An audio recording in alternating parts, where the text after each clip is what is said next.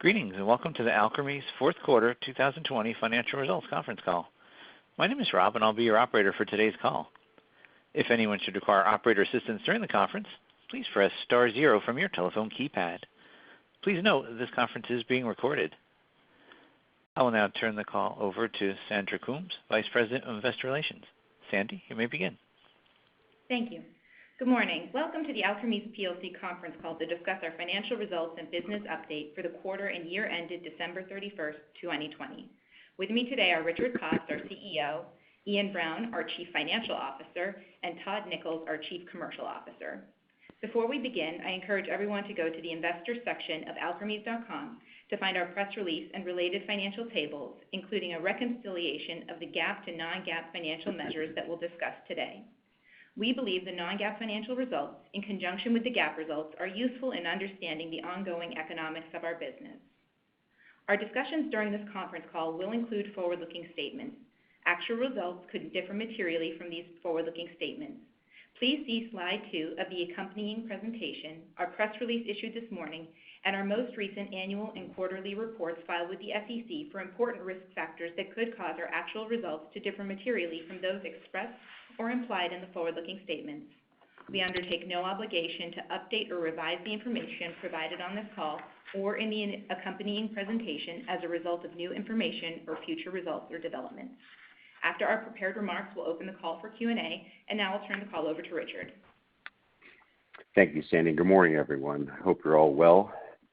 Let me start by saying in 2020, we demonstrated the resiliency of our organization and our business in response to historic challenges, and we added new scientific, financial, and governance elements to the Alkermes story. Against the backdrop of a challenging and shifting environment, we identified our key strategic priorities and we held ourselves accountable to execute against them.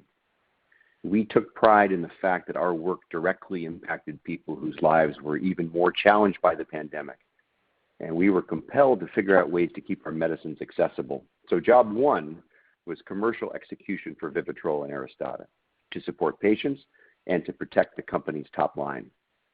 As COVID emerged and access to physicians and treatment centers became restricted, we adapted our approach to maintain continuity with prescribers to help ensure continued access to treatment. We developed a hybrid promotional model tailored to each territory, combining in-person and digital interactions, and we expect these adaptations to endure. The second priority was to advance our R&D programs, keeping our most important programs on track by figuring out ways to continue to advance program activity despite limitations on access to our own laboratories and the impact of COVID-19 on clinical trial sites around the world. We were successful in doing that. We prepared for and completed the successful advisory committee meeting for Lybalvi, our oral antipsychotic candidate for the treatment of adults with schizophrenia and adults with bipolar I disorder. We significantly advanced nemvaleukin and hit key milestones for that program. And we met our goal of nominating our first clinical candidate from our HDAC inhibitor program. The third priority focused on the efficient management of the business from a financial and operational perspective. As the pandemic evolved, we modeled a range of potential revenue disruptions and made adaptations to our cost base throughout the year. In December, we announced our value enhancement plan, designed to drive growth, improve operational and financial performance, and enhance shareholder value. For 2021, we're similarly focused in 3 major areas, with an explicit goal of revealing and elaborating the value that's embedded in this distinctive company. First, we want to continue to grow our revenue base. We have a substantial and growing top line, driven by important medicines that serve patient needs in difficult-to-treat diseases. Vivitrol, Aristada, and Vumerity. Each is a distinctive medicine with its own value proposition. We expect that, if approved, Lybalvi will be another important product in our psychiatry portfolio and a new long-term revenue stream for the company. Second is to demonstrate the value of the R&D investments we've been making. After being relatively quiet in 2020, in 2021, we'll reveal more about our efforts in our focus areas of neuroscience and oncology. Later this quarter, we'll host an investor day to give you a better understanding of these programs and some insights into additional candidates that we expect to emerge. The third area of focus is on profitability, making good on the commitments we established in the context of our value enhancement plan. The plan includes a commitment to multi-year profitability targets, a focus on the company's cost structure, exploration of potential strategic opportunities, and continued governance enhancements. Ian will talk more about that in a minute, but we're excited about the plan, and we think it provides a solid foundation for future valuation growth. We also announced some important changes to the leadership team at the beginning of this year. Blair Jackson was appointed to the position of Chief Operating Officer, and Ian Brown was appointed to the role of Chief Financial Officer.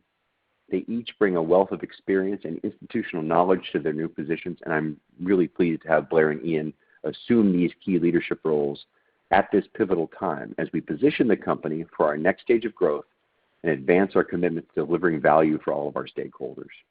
So with that as an introduction, I'll hand the call over to Ian for a review of the 2020 results and our 2021 expectations. That's great. Thank you, Rich, and hello, everyone. I'd just like to kick off by saying how pleased I am to be assuming the role of CFO at this important time in the company's evolution. As we focus on value creation, the strategic priorities for the company are clear. Efficient management of our business from a financial and operational perspective are paramount, and I'm optimistic about our potential to drive meaningful value through these initiatives. At the end of 2020, we announced a value enhancement plan that established long-term profitability targets. The plan includes a commitment to achieving non-GAAP net income of approximately 25% of the company's total revenues in 2023 and approximately 30% in 2024. Over the next few years, we expect that our top line will be driven by growth of our diverse portfolio of commercial products, and we will also focus in parallel on managing the major cost levers within the business, our investments in R&D as we seek to replenish and advance the pipeline, the spend that drives the growth of our proprietary commercial products, and continued efforts to optimize our infrastructure and overall operating model. Turning to our financial performance, I'm pleased with our 2020 results, which demonstrate efficient management of our business in response to the significant disruptions caused by the COVID-19 pandemic. These efforts underscore our focus on execution and reflect our commitment to driving bottom-line growth. For the year, we generated total revenue of $1.04 billion, driven by the strength and resilience of Aristada, the stabilization of Vivitrol in the second half of the year, and our diverse portfolio of manufacturing and royalty revenues. From a bottom-line perspective, we recorded a GAAP net loss of $110.9 million and a non-GAAP net income of $68.6 million. For purposes of comparison year over year, it's important to remember that our 2019 results included $150 million of revenue related to the approval of Vumerity. If you exclude this milestone revenue from 2019, non-GAAP net income actually improved by more than $100 million year over year, which again demonstrates our commitment to driving bottom-line growth. For the full year, we recorded Vivitrol net sales of $310.7 million. Vivitrol was adversely impacted by the pandemic, and units decreased 8% year over year. Gross to net adjustments increased to 49.9% for the year from 48.3% in 2019. This was due to an increasing Medicaid population, but was offset in part by favorable adjustments to our sales reserves, which improved net sales by approximately $10 million over the course of the year. Vivitrol net sales in the fourth quarter of $80 million were flat sequentially, despite the increased pandemic-related restrictions in the U.S. during this time. Fourth quarter units were 5% lower than Q3, offset by favorable gross to net adjustments, which decreased to 50.6% in Q4 from 52.8% in Q3. And in a departure from trends in recent years, we saw minimal inventory build at the year end of approximately $1.5 million. Turning to the Aristada product family, for the year, Aristada net sales increased 27% year over year to $241 million, driven by 30% volume growth. Gross to net adjustments were 53.3% for the year, compared to 49% in 2019, due primarily to increased Medicaid utilization. For the fourth quarter, net sales increased 10% sequentially and 21% year-over-year to $68.9 million. Gross to net adjustments increased to 54.1% in the fourth quarter of 2020, and inventory levels increased by approximately $5.2 million. This inventory build was somewhat greater than expected, and we expect will be worked down during the course of the first quarter of 2021. Moving on to our manufacturing and royalty business. For the year, we recorded manufacturing and royalty revenues of $484 million compared to $447.9 million in the prior year. This increase was driven primarily by continued growth from Invega Sustenna, as well as revenues from Vumerity, which contributed $22.5 million in the year. In terms of expenses, our total operating expenses in 2020 decreased by nearly $200 million year-over-year. R&D expenses for 2020 were $394.6 million compared to $512.8 million for the same period in the prior year. Now, this decrease reflects our efforts to focus our investment in R&D programs where we see the highest potential return.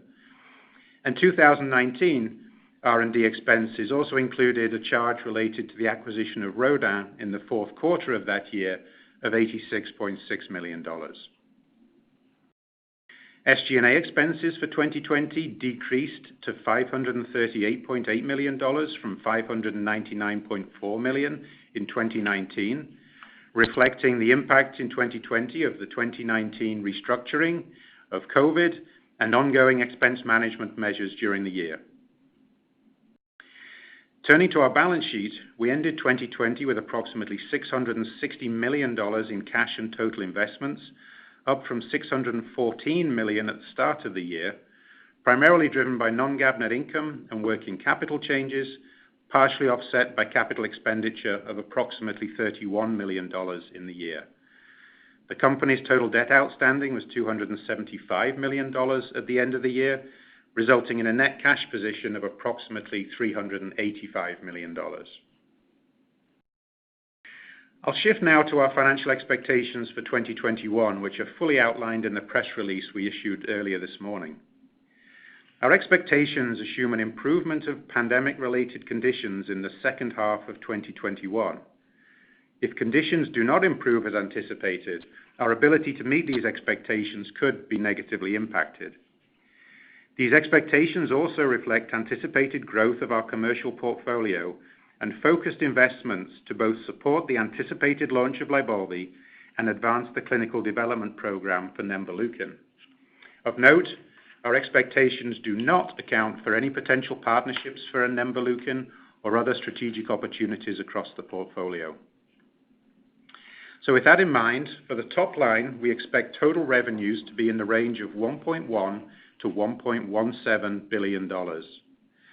For Vivitrol, we expect net sales in the range of $315 to $345 million and gross to net adjustments of approximately 54%, driven by increased Medicaid utilization. For Aristada, we expect net sales in the range of $260 to $290 million, reflecting anticipated volume growth, slightly offset by gross to net adjustments, which we expect to increase to approximately 55%, due again to increased Medicaid utilization. In line with historical seasonal patterns, we expect our first quarter 2021 proprietary product net sales will be down sequentially to approximately $65 to $70 million for Vivitrol, and approximately $50 to $55 million for Aristada, with growth expected to resume in the second quarter. It is important to note, however, that we do expect underlying growth in demand for both products despite the lower sequential net sales numbers. Our expectations for total revenues in 2021 include a modest contribution of up to $10 million of net sales of LYBALVI, if approved, as we plan for a launch in the second half of the year. And I'll just note now that as we look ahead to next year and the anticipated expansion of our portfolio, we may transition to provide a total proprietary product net sales range in our guidance rather than ranges broken out by specific product. In terms of our operating expenses for 2021, Cost of goods sold is expected to increase with volumes to a range of $190 to $200 million. R&D expenses are expected to be in the range of $400 to $430 million. And it is important to note that this range includes a potential $25 million milestone payment related to the submission of an IND or equivalent for ALKS 1140, the first clinical candidate to emerge from our HDAC inhibitor platform. Our R&D expense range also reflects increased investment in nemvaleukin as we advance the development program, as well as continued investment in lifecycle management studies for LYBALVI. SG&A expenses are expected to be in a range of $570 to $600 million, and this year-over-year increase reflects our expected staged investment in sales personnel and marketing support for the anticipated launch of LYBALVI.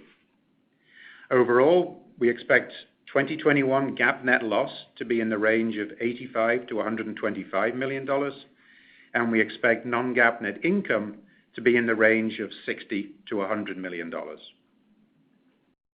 Now, we're committed to achieving the profitability targets set forth in our value enhancement plan, and from a financial perspective, there are a number of ways to achieve them. Irrespective of the revenue trajectory, however, we will manage costs and drive efficiencies to achieve our targets. The investments we are making in 2021 are designed to lay the foundation for growth while maintaining the non-GAAP profitability we achieved in 2020. In 2022, we plan to focus on driving operating leverage from our psychiatry business as we establish the launch trajectory for LYBALVI. So, in conclusion, we enter 2021 well positioned to execute on our strategic priorities. Our diverse commercial portfolio, the anticipated launch of LYBALVI this year, and the advancement of our nemvaleukin program provide a distinct foundation for long-term value creation, and I look forward to sharing updates on our progress. And with that, I'll hand the call over to Todd to review our commercial landscape. Thanks, Ian, and good morning, everyone. By anyone's estimation, 2020 was a year marked by unforeseen challenges as the nation and our industry responded to the pandemic. We believe we have both a responsibility and an opportunity to help address unmet patient need in serious mental illness and addiction, which has been exacerbated by the pandemic. Our commercial performance last year reflected innovation and adaptation by our team as we supported healthcare providers and helped patients maintain access to their medications in this difficult environment. I am pleased that we ended the year at the high end of our July 2020 net sales guidance ranges for Vivitrol and Aristada. Starting with Vivitrol, net sales in the fourth quarter were $80 million, flat on a sequential basis to the third quarter. This reflects a continued stabilization following a decline in volume in the spring due to disruptions to the treatment system related to COVID-19. While many treatment providers have adapted their practices and patient access to injections has improved, overall Vivitrol volume remained below last year's Q4 levels with a 14% decline in units year over year. In particular, new patient starts in opioid dependence were lower, primarily due to reduced access to detoxification services. While this trend persisted in the fourth quarter, the environment had improved compared to the height of the pandemic-related disruptions in the second quarter, as 19 of the top 20 states reflected higher volumes in the fourth quarter as compared to Q2. In 2021, we are focused on driving adoption of Vivitrol as a treatment option for alcohol dependence among providers, caregivers, and patients. The contribution from alcohol dependence in the indication mix for Vivitrol has been on an upward trend, driven by both increased market share and growth of the category. The increased prescribing of medications for the treatment of alcohol dependence is indicative of the growing adoption of evidence-based standards recommended by entities such as SAMHSA, the VA, and American Psychiatric Association. This shift comes at an important time as the incidence of heavy drinking, which may be a sign of alcohol dependence, increased during the pandemic, and as policymakers began to call for flexibility to use existing funds to treat AUD and educate at-risk populations on the treatment of AUD. In 2021, we plan to increase our focus on driving awareness of Vivitrol as a treatment option for alcohol dependence and launch programs to maximize the impact we can have in this area of significant unmet need. We expect 2021 Vivitrol net sales in the range of $315 to $345 million, reflecting our strategy to drive growth in the alcohol dependence indication, somewhat offset by continued pressure on new patient starts, particularly in opioid dependence through mid-year. We remain committed to driving awareness of Vivitrol's utility and believe that it will continue to have an important role to play in the treatment paradigm. Let me now turn to the Aristada product family. Net sales in the fourth quarter increased approximately 21% year over year and 10% sequentially to $68.9 million, reflecting underlying demand growth and the inventory build Ian mentioned. Total prescription data for Aristada in the fourth quarter demonstrated strong growth of 16% year over year in terms of months of therapy and outpaced the broader long-acting atypical antipsychotic market. As a result of the pandemic, we have seen some impact to prescribing patterns in the long-acting antipsychotic space. The year-over-year growth rate of the overall long-acting injectable market began to moderate from 13% in Q1 to 5% in Q3 and Q4, as market research showed that psychiatry healthcare providers made fewer treatment changes in the COVID environment. In this challenging year, we executed against our Aristada growth strategy with encouraging results. Patient volume grew 4 times faster than the LAI market in 2020, and we made strides with increasing our prescriber breadth and depth of utilization. Our recent market research also indicates that the value proposition of the Aristada 2-month dose plus Aristada Initio is resonating with healthcare providers, as evidenced by 50% year-over-year TRX growth for the 2-month dose on a months of therapy basis. We expect Aristada 2021 net sales in the range of $260 to $290 million. This range reflects our continued emphasis on Aristada's differentiated value proposition and assumes a normalization and growth of new patient starts for the overall LAI class in the second half of the year. Lybalvi, our oral investigational antipsychotic designed to offer the efficacy of olanzapine while mitigating its associated weight gain, is under review with the FDA, with a PDUFA date of June 1st, 2021. Pending approval and DEA descheduling, we are planning for a launch in the second half of 2021. Upon approval, Lybalvi will be launching into a largely generic oral market, but one where branded agents can still be successful due to the serious unmet needs that remain. Schizophrenia and bipolar disorder patients commonly cycle through 5 to 7 treatment options on average, and there are approximately 70,000 treatment switches every month. The commercial organization that we have built to support Aristada is also the foundation for the potential upcoming launch of Lybalvi. Our psychiatry infrastructure will serve as a platform to drive growth, operational leverage, and profitability. Late last year, we implemented a reorganization of the commercial infrastructure to streamline the organization and improve efficiencies, with approximately 80 full-time positions reallocated to support the anticipated launch. As a result of this reorganization and a hybrid promotional model developed in response to the pandemic, we have reduced the additional resources required to launch Lybalvi compared to our prior expectations. To maximize the launch opportunity, we plan to make additional staged investments, adding modest incremental headcount in advance of launch and as payer access for Lybalvi is established in the launch year.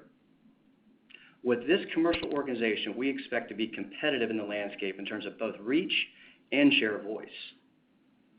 In conclusion, in 2021, we are focused on commercial execution, increasing awareness and delivering growth of Vivitrol and Aristada. Each of our products plays an important role in the treatment paradigm, and we have an opportunity to drive increased utilization, particularly against the backdrop of the growing need for serious mental illness and addiction treatments. And with that, I'll turn the call back over to Rich. That's great. Thank you, Todd. So as you've heard, we entered 2021 focused on execution across 3 domains: growing and diversifying our revenues, demonstrating the value of our R&D investments, and managing the company for growth and long-term profitability. Each represents an important opportunity for value creation. Our R&D is focused on developing high-value candidates in 2 key therapeutic areas: neuroscience and oncology. I want to start with the neuroscience side with LYBALVI, or ALKS 3831. You'll recall that we received a complete response letter in November, which included a request for information relating to LYBALVI manufacturing. Due to the pandemic, FDA's ability to conduct pre-approval inspections is limited, and as a result, FDA has increasingly relied on remote records requests in order to complete its reviews. We submitted a response to FDA in December. FDA classified the resubmission as a complete Class 2 response and assigned a June 1st PDUFA date, and subsequently requested that we provide additional records related more broadly to the manufacture of LYBALVI. The Class 2 designation was consistent with FDA's recently issued guidance for industry. The CRL and subsequent records requests focused only on manufacturing. No questions or concerns were raised related to clinical efficacy or safety, and no further clinical studies were requested. We'll continue to work closely with the FDA as it completes the review of the NDA, and we look forward to bringing LYBALVI to patients as quickly as possible.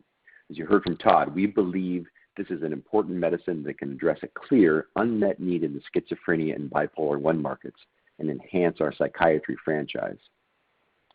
The second development in our neuroscience pipeline is our newest pipeline candidate, ALKS 1140. This is the first candidate nominated from our platform of selective HDAC inhibitor compounds. This is a novel approach designed to increase functional synaptic connections and synaptic integrity in the brain, with the potential to be used in a range of clinical settings, spanning from rare neurodegenerative and neurodevelopmental conditions to common psychiatric disease. ALKS 1140 is a small molecule, orally bioavailable compound designed to selectively modulate the co-rest HDAC complex. This complex exerts epigenetic control over synapse formation and function in the brain, synapses being the critical points of connection and communication between neurons. We had very clear goals for selection of a clinical candidate from this platform, focused on the appropriate selectivity and brain permeability and evidence of increasing synaptic density in preclinical models, and designed to avoid the known potential hematopoietic side effects. We achieved those goals preclinically with ALKS 1140 and plan to begin first-in-human studies this year. Turning to the oncology side of our business, we've made excellent progress with nemvaleukin, our novel investigational drug designed to leverage the proven anti-tumor effects of the interleukin-2 pathway. We've taken a very disciplined, stepwise approach to developing nemvaleukin. Our first objective was to confirm the validity of the molecular design by demonstrating clinical pharmacodynamic response as measured by dose-dependent selective expansion of NK and CD8-positive T cells, with minimal and non-dose dependent changes in peripheral regulatory T cells. We achieved that in our in our intravenous protocol, which was called Artistry-1, and launched our subcutaneous protocol called Artistry-2. Next, we wanted to establish that the immunological response we were observing translated into anti-tumor activity. That was the major accomplishment in 2020. In Artistry-1, we observed single-agent activity with intravenous nemvaleukin in melanoma and more recently in renal cell carcinoma. These represent the two indications for which recombinant human IL-2 is approved. Demonstrating single-agent activity is an important and, in our view, essential milestone for the program. We've also observed durable and deepening responses in combination with pembrolizumab in multiple tumor types, including in PD-1, PD-L1 unapproved tumor types. Across the Artistry-1 study, nemvaleukin has demonstrated a safety profile generally consistent with the anticipated effects of cytokine therapy, with transient fever and chills as being the most frequently observed adverse events in both the monotherapy and combination cohorts. We're now focusing the program on initial potential registration pathways. In the monotherapy setting, we're focused on mucosal melanoma. Mucosal melanoma is considered a particularly aggressive form of melanoma, and it's often not discovered until an advanced stage. Treatment options are very limited. In combination with pembrolizumab, we're going to pursue platinum-resistant ovarian cancer, another area of unmet need with limited treatment options. We plan to engage with FDA to advance our registration plans and initiate studies this year. Then, finally, we'll look to broaden the program to capture the full medical and economic value of the product. We're now in the process of identifying and selecting additional tumor types and combinations to pursue in collaboration with others. As the data set continues to grow, we see nemvaleukin as being an asset around which we can collaborate and create value. We are excited about the candidates emerging from our R&D platform. The threshold for nomination of new candidates has risen as the healthcare system demands true innovation and focuses on both the economic and the medical value of new medicines. Medicines need to have new properties representing true advances from existing standards of care. Later this quarter, we'll host an investor day where we'll share more details about our development programs, including the discovery and preclinical programs that have been advancing in our labs in recent years. The science is compelling, and we're looking forward to introducing some of the scientists doing the work and sharing their progress. Taking a step back, we are turning the page at Alkermes. The company's made a new commitment to driving profitability in the years ahead, and we've sharpened our focus on value creation. Across every element of our business, we are disciplined in the investments that we make and focused on our execution. While the strategic initiatives included in our value enhancement plan build on the company's previous efforts to optimize our cost structure and focus the business on high-value opportunities, the elements of the value enhancement plan represent a new commitment and are integrated into all aspects of our business. This is a multifaceted and dynamic company, and our focus on value creation will be an important guiding principle as the business evolves. So with that, I'm going to hand the call back to Sandy to coordinate the Q&A. Thanks, Richard. Rob, we'll now open the call for Q&A, please. Thank you, Sandy. We'll now be conducting a question and answer session. If you'd like to ask a question, please press star 1 from your telephone keypad, and a confirmation tone will indicate your line is in the question queue. You may press star 2 if you would like to remove your question from the queue. For participants that are using speaker equipment, it may be necessary to pick up your handset before pressing the star keys. In order to allow as many as possible to ask questions, please limit yourself to one question and one follow-up. Our first question comes from the line of Vamil Divan with Mizuho. Please proceed with your questions. Great. Thanks for taking the questions. So maybe first on your guidance. So I do like the detailed product level guidance you provide. Sounds like we may not be getting that much longer. But in terms of total sales and also the guidance for Vivitrol and Aristada, the ranges you gave this year, a little bit wider than what you've done in the past. So maybe can you just talk a little bit about why the wider ranges and a little more on your assumptions around those ranges, especially I guess in terms of recovery from the pandemic as we go through the year and as our patients' ability to access those two products. And then on 4230, which I think you said, you mentioned you're having a discussion with the FDA. I think you said you hope to start registrational trials this year. Can you just confirm that that's what you said? Is that already sort of baked into your guidance, sort of on the R&D side, that those will begin at some point in 2021? Thanks. Hey, Vamil, it's Rich. I'll let Ian handle the guidance stuff. I'll just take that last question first, which is yes, we do plan to start the registration studies in both PROC and in melanoma this year. Yeah. Hi, Vamil. So just on your question around guidance, I think, as you know, we went with wider ranges, and I think you answered the question really. It's really just around that COVID uncertainty. Certainly in the first half of the year, we did say that one of our key assumptions as we put the guidance together was that we did see things turning back to a little bit more of a normal state in the second half of the year. So just to provide a little bit of leeway, we widened the guidance ranges. We did talk obviously about a slightly lower Q1, which we've seen in the last couple of years for both Vivitrol and Aristada, so that's a typical seasonal pattern. But we expect continued growth in Q2 and beyond. So that's really what drove the wider ranges, just the uncertainty around COVID, certainly in the first half of the year. Thank you. The next question is from the line of Paul Matteis with Stifel. Please proceed with your question. Yeah, hey, this is Thor on for Paul. Thanks so much for taking the question. Can you talk a little bit about, on the 3831, how you expect the cadence of reimbursement to go in the second half post-launch? Yeah, absolutely. I'll take that as well. So the first thing I would say is we're really excited about this. As you're in my prepared remarks, and then also from what Rich said as well, there's a significant unmet need in this category. To date, we've had approximately 50 interactions with payers, getting prepared for an eventual launch, and the feedback has been very consistent from what you've heard from us in the past, that they believe that we'll continue to compete in a branded space. There's 3 categories with this: Medicaid, Medicare, and commercial. And typically in a launch, market access will evolve over the first 12 to 18 months. And that's our planning scenario. So we do know that there's going to be some restrictions at launch. Every product in this category has restrictions. So we do know that there's going to be some restrictions in the form of PAs and step edits, and we're preparing for that.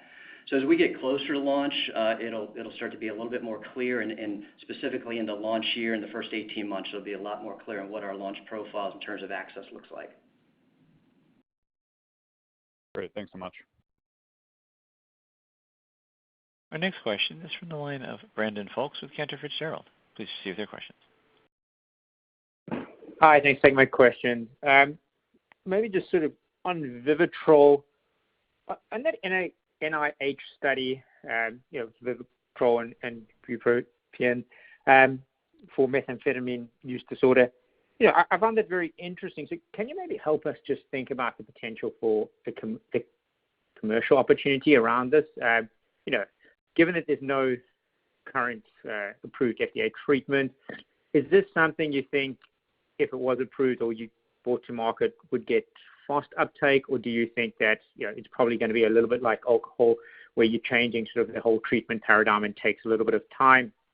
Thank you very much. Good morning. Hey, Brandon, it's Rich. I'll answer that for you. I'm actually quite excited about the data. That study was called ADAPT-2. It was published in the New England Journal last month. It followed ADAPT-1, which was the first indication that the combination of Vivitrol and bupropion could have some effect in the treatment of methamphetamine use disorder. As you said, there are no treatments for stimulant use disorders. And in many parts of the country, and you guys know we're on the front lines of this in 50 states, many communities, methamphetamine has supplanted opioids as the principal addictive risk in the community. So there are no treatments, and the data are it's not a cure-all. It doesn't work for everybody, but it certainly is a therapeutic approach using 2 well-known FDA-approved agents, and a new regimen for Vivitrol, actually administered once every 3 weeks in combination with bupropion. The investigators we've spoken to, they're quite excited about the data. Now, the limitations from us from a commercial standpoint is that it's not on the label. So what we'll do is we plan to have an interaction with FDA and talk about that. And so our argument being that it would make sense for us to be able to talk about it, both the safety and the efficacy, the dosimetry and whatnot, as the people on the front lines providing the medicine. I don't know whether we'll be successful with that or not. It's not baked into any of our expectations for 2021 or beyond. I consider that to be upside, but I do believe that there's an unmet need. It would require, as you said, nothing happens quickly in addiction. It would require a reconsideration of how patients flow into treatment and are treated with methamphetamine use disorder. But I think it's indicative of the broad potential that Vivitrol represents across opioids, alcohol, and potentially other indications. And Todd, if you have any comments, please. Yeah, absolutely, Rich. The only thing that I would add to that is if you look at the data that's produced through SAMHSA, they estimate about 2 million patients suffer from methamphetamine use disorder. So it is a significant unmet need in the marketplace. Thank you. The next question is from the line of Cory Kasimov with J.P. Morgan. Please proceed with your questions.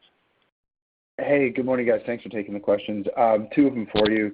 So first, just wanted to get more clarity on Lybalvi and the comments around their launch in 2H. If the product is in fact approved by the June 1st PDUFA, should we assume launching in July, or is it going to be later than that? And then secondly, in oncology and nemvaleukin, and specifically on the sub-Q formulation, how close do you think you are to the recommended phase 2 dose there? And should we be expecting like a data update in terms of efficacy results at your upcoming Investor Day? Thank you. Morning, Corey. Good to hear your voice. It's two good questions. We're planning right now to launch sometime after the PDUFA date in the second half. There's a lot of logistical issues that go into the launch itself. We want to get through the FDA approval process, and then we'll give you more precision as we do that. Nemvaleukin, we have moved into the expansion cohort on the weekly. We're starting the expansion at the once weekly dose. We feel like we've qualified both the once weekly and the once every 3 week dose, and we will indeed give you more update on those data as the year goes on. Possibly around ASCO, possibly around our investor day. We haven't really decided yet, but that program is moving full steam ahead. Thank you. The next question is from the line of Marc Goodman with SVB Leerink. Please proceed with your question. Yeah, hi, Rich. Can you talk a little bit about monetizing non-core assets?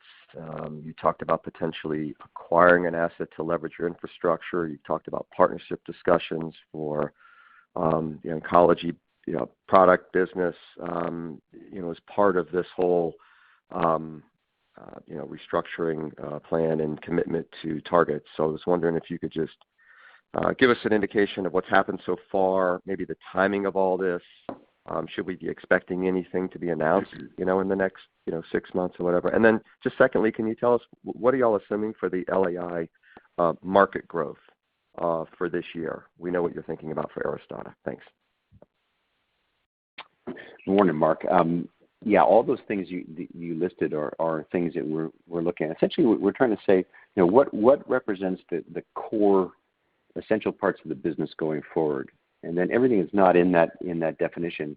Is there a market price that is in excess of what we might expect it to be, or a fair market value that we could monetize in a way? And interestingly, that includes obviously explicitly 4230 is not or Nemvaleukin is not an out license. We're not getting rid of it. It's just it's a really strong asset around which to collaborate and offset R&D expense. We think there's tremendous economic potential for it, so we're not going to let it go. There are other elements of the R&D portfolio that you guys haven't seen that might be the foundation for out licensing or collaboration, and so I won't put a timeline around that at all. On the royalty monetization side, interesting, probably the most valuable royalty stream that we have is Vumerity. It's also the one that has the least well-defined trajectory at this moment. As you know, it started slowly in 2020, but recent script trends have been very positive. It's absolutely changed its slope. So I think as we move through 2021 and we get a better sense of what the ultimate value could be of Vumerity, its virtue as a monetization stream, of course, is that A, the royalty is high, and B, it's long-lived. It's got a lot of patent life behind it. So I'll let Ian fill in any other blanks, but essentially we're basically going back and looking at all those different elements of the business. Yeah, I think that was very comprehensive, Rich. As you say, I think we're actively looking at opportunities across the business, and we'll obviously announce those as they come to fruition. We wouldn't sort of pre-announce anything that we're currently working on. Yeah, in terms of the LAI category, we're assuming this year that it'll be approximately 7% market growth, and that's really driven, of course, by COVID-related restrictions and also the normalizations of patient flow, which we're assuming will start in the second half of the year.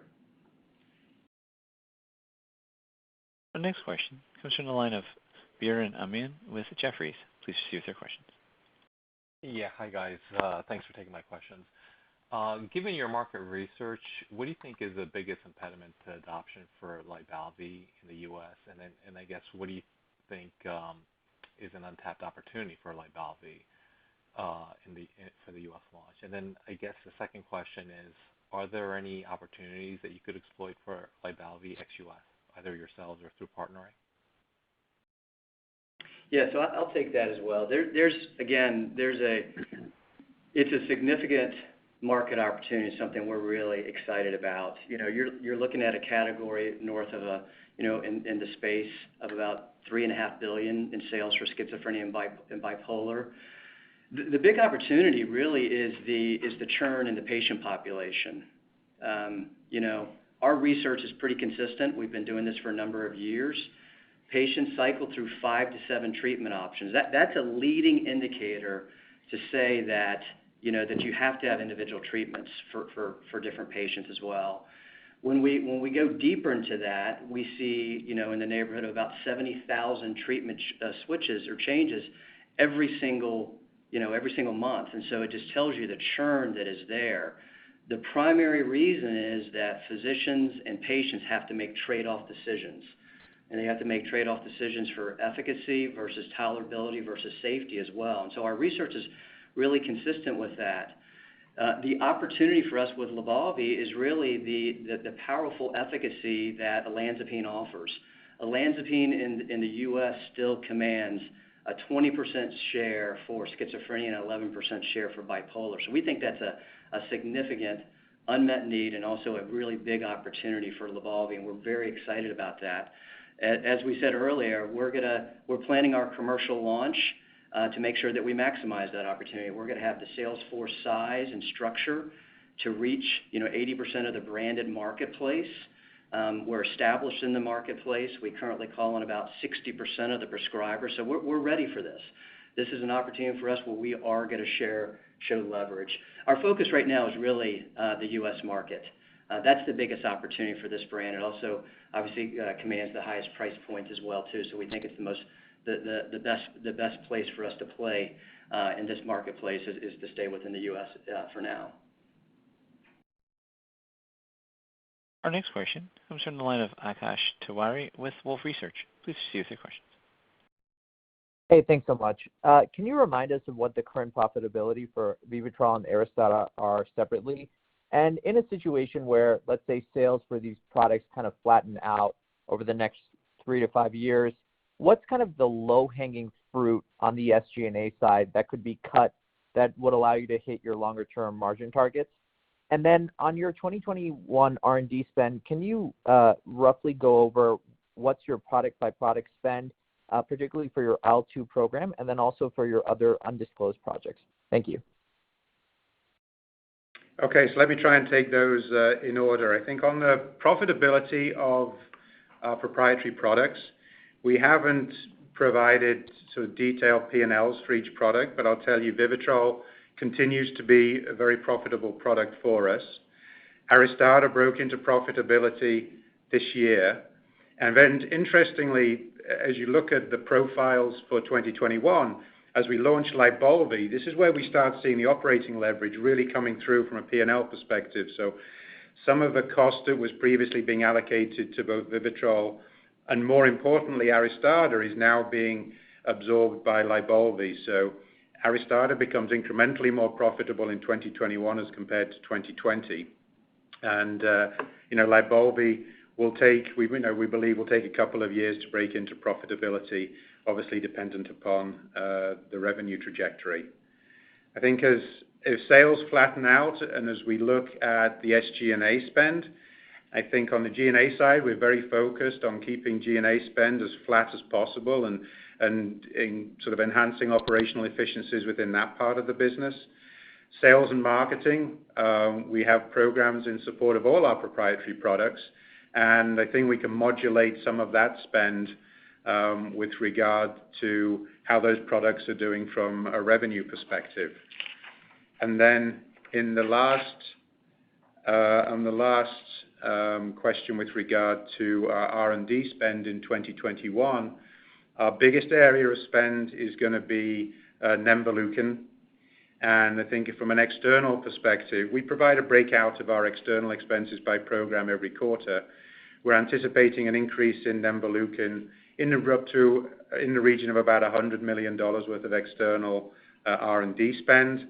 And then the other two areas of significant investment for us would be, firstly, the LYBALVI program. We have a young adult study ongoing, and then we have a post-marketing commitment with the FDA with regard to a pediatric study. And then, as I mentioned earlier on, we do have the advancement of our HDAC platform, which would include a $25 million milestone payment, which we have factored into the guidance that we've issued today. So those would be the three areas of primary focus for the R&D organization in 2021. Thank you. The next question is from the line of Douglas Tsao with H.C. Wainwright. Please proceed with your question. Hi, good morning. Thanks for taking the questions. Just quickly, I think you mentioned that you had subsequent to the resubmission of the NDA and LYBALVI, some interactions with the FDA. Can you just provide some sort of color on what those were? Were those related to the same issues? And then on the HDAC program, I know that there's potential across a number of different indications. Just maybe walk through quickly sort of the selection process and how you anticipate choosing and narrowing down the focus. Thank you. Hey, Doug, it's Rich. Yeah, LYBALVI, we and a number of other industry participants have been treated similarly, and that because FDA isn't able to conduct pre-approval inspections, they've been relying on what we call the 704 records requests.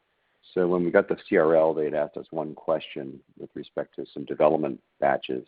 We answered that question completely in the December submission. And then we just got another list of questions. It would be questions analogous that you would get if they were on site doing a PAI. So the good news is that you can tell the FDA so far is trying to do this without a pre-approval inspection, which would be good. So we'll continue to answer their questions through this process, hopefully within that envelope of the June 1st PDUFA date. And as you've heard us mention before, they did issue a guidance for industry, I think in December, early January, saying that essentially all these resubmissions would be considered Class 2 resubmissions.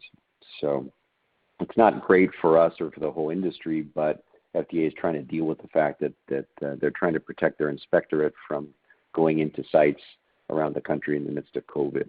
So we'll work our way through that. The HDAC program is fascinating from a translational medicine point of view for what your question indicates. The idea of synaptogenesis and synaptic function crosses multiple diseases. So what our plan, and we haven't fully elaborated it yet, but our plan will be in the clinic to actually be interrogating a number of different disease states simultaneously in a basket approach, using some of the more advanced biomarkers to look at activity in the brain. And those range from things like SV2A PET to other more traditional EEG or other biomarkers. So our goal will be to look for signal, and we don't think that we'll just have one compound that will move into the clinic. As you know, we've been also working on the HDAC progranulin side as well as the HDAC oncology side. So we hope that we're just going to build a foundation of translational medicine as we put these into the clinic. So a long answer to a simple question, but I think we're going to learn a lot with this first compound. That's why 1140 was so important, to get our first well-characterized molecule into man so we can begin to really elaborate its potential. Our next question comes from the line of Jason Gerberry with Bank of America. Please proceed with your question.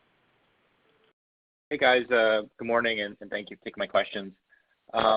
Maybe Rich, just on 4230, as it pertains to identifying a partner to share in the cost and risk of developing across a number of tumors here, I'm just wondering, how is it safe to assume that Nektar's phase 3 data later this year, early next year, in some of the larger IO markets might be a gating factor to a deal and ensuring that you get the firm R&D funding commitments behind that, or if yourselves and partners really need to see the applicability of IL-2 in some of these settings before committing more to investments. And then just one point of clarification, sorry if I missed it, but on the LYBALVI, is your assumption in your guidance that you'd have a DEA controlled or uncontrolled product? Thanks.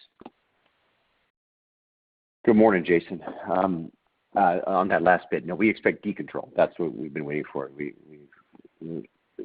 Samidorphan is an antagonist, and it's been recommended as such. So it's just going through the process of descheduling. So we expect LYBALVI to be a descheduled drug. Interestingly, on the 4230 question, nemvaleukin, I actually don't think that the Nektar data are going to be dispositive as to whether or not we will partner, and for a couple of reasons.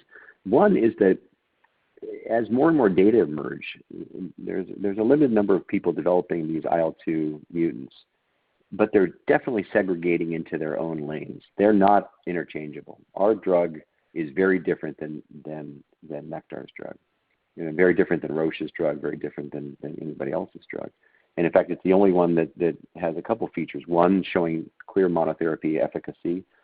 Number two, being developed in a subcutaneous format as well, and showing evidence of activity in these Pembro or PD-L1 checkpoint inhibitor unapproved tumor types and monotherapy at the same time. So I think in the cancer world, there are companies that care a lot about cytokines, and they already understand the proven efficacy of IL-2. The question has been, have you really teased out the efficacy piece of IL-2 and left the principal side effects behind?